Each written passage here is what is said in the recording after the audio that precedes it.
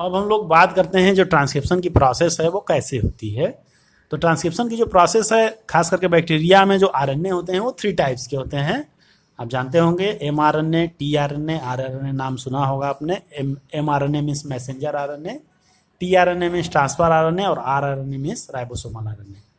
दूसरी चीज यहाँ पे जो बैक्टीरिया है खास करके उसमें जो आरएनए पॉलीमरेज होता है वो सिंगल टाइप का होता है, और उसका जैसे कि हमने ऊपर बताया कि ये किस टाइप का होता है, डीएनए डिपेंडेंट आरएनए पॉलीमरेज, यानी डीएनए के ऊपर वर्क करके आरएनए का फॉर्मेशन करता है।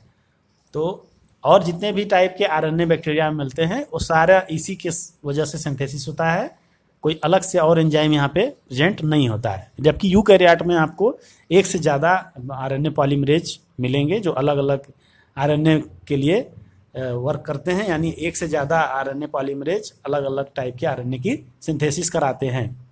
इसके बाद हम लोग अगर बात करें तो इसमें 3 प्रोसेसेस होती हैं, इनिशिएशन, इलांगेशन एंड टर्मिनेशन। तो इनिशिएशन जो है वो क्या होता है, एक्चुअली इनिशिएशन का मतलब होता है कि आरएनए पॉलीमरेज जो है यहाँ पर इस प्रमोटर एंड पर आकर के अटैच हो जाता है, और अटैच होने के बाद ये अटैच होना ही जो प्रोसेस है ये इसको बोला जाता है इनिशिएशन। अटैच होना और स्टार्टिंग कर देना, किस चीज़ का स्टार्टिंग कर देना, ट्रांसक्रिप्शन की स्टार्टिंग करना। तो पॉलीमरेज का प्रमोटर एंड पे अटैच होना और ट्रांसक्रिप्शन का स्टार्ट करना ही इनिशिएशन है। इसके बाद दूसरी स्टेप है इलांगेशन। तो जो इलांगेशन का मतलब मेन जो फंक्शन ट्रांसक्रिप्शन होता है वो इलांगेशन ही होता है, और आरएनए पॉलीमरेज का जो मेन काम है वो इलांगेशन ही है। इलांगेशन का मतलब चेन को इलांगेट करना, ठीक है, आरएनए के फॉर्मेशन को करना। अब जानते हैं कि आरएनए क्या है, न्यूक्लिक एसिड का पॉलीमर है, रिबोन्यूक्लिक एसिड का। तो उस चेन का फॉर्मेशन करना, उसको इलांगेट करना, यही मेन आरएनए पॉलीमरेज का फंक्शन है, ठीक है। आरएनए को बनाना आप कह सकते हैं, आरएनए का फॉर्मेशन उसका मेन फंक्शन है, और आरएनए का फॉर्मेशन ही इलांगेशन है। यानी ये प्रमोटर एंड पे यहाँ पे आपका आरएनए पॉलीमरेज जुड़ेगा और धीरे धीरे इधर को बढ़ता जाएगा और एमआरएनए की सिंथेसिस करता जाएगा। तो एक तरह से आरएनए का चेन लेंथ में बढ़ती जाएगी, उसका इलांगेशन होगा, इसीलिए इसको हम लोग बोलते हैं इलांगेशन। और इसमें जो जैसा कि आपने डीएनए में भी देखा था, वहाँ पे ट्रायोफॉस्फेट्स जो होते हैं वो एज ए सबस्ट्रेट वर्क करते हैं, ठीक है। और पॉलीमराइजेस अकॉर्डिंग टू टेम्पलेट, ये जो यहाँ पे टेम्पलेट है इसके अकॉर्डिंग आरएनए को पॉलीमराइज करते जाते हैं। इसके कोडिंग सीक्वेंस के हिसाब से यहाँ पर आरएनए की सिंथेसिस होती चली जाती है, ठीक है। इसके बाद जैसे ही आरएनए पॉलीमरेज इस एंड पर पहुँचता है, टर्मिनेटर एंड पर, टर्मिनेटर एंड पर आने के बाद क्या होगा, जो आरएनए पॉलीमरेज है वो पॉलीमराइजेशन करना बंद कर देगा, और बंद करने के बाद वो जो आरएनए होगा इससे वो अलग हो जाएगा। तो इलांगेशन आपने देख लिया। टर्मिनेशन, टर्मिनेशन में जैसे ही यहाँ पे आरएनए पॉलीमरेज इस एंड पर आएगा, ये जो है उसको आरएनए को इससे अलग कर देगा, और खुद भी आरएनए पॉलीमरेज इस डीएनए से डिटैच हो जाएगा, अलग हो जाएगा, सेपरेट हो जाएगा। तो उस तरह से ये पूरी प्रोसेस जो है टर्मिनेट हो जाएगी, एंड हो जाएगी। तो इस तरह से ये टर्मिनेशन हो गया। तो आपने तीनों चीज़ समझ लिया होगा इजीली से, प्रमोटर, इसके बाद इलांगेशन, इसके बाद termination. Initiation, elongation and termination, तीनों टर्म आप समझ गए होंगे। शुरू होना, फिर उसका लेंथ बढ़ना, और उसके बाद फिर उसका एंड हो जाना, समाप्त हो जाना। तो इस तरह से ये ट्रांसक्रिप्शन में 3 स्टेजेज होते हैं।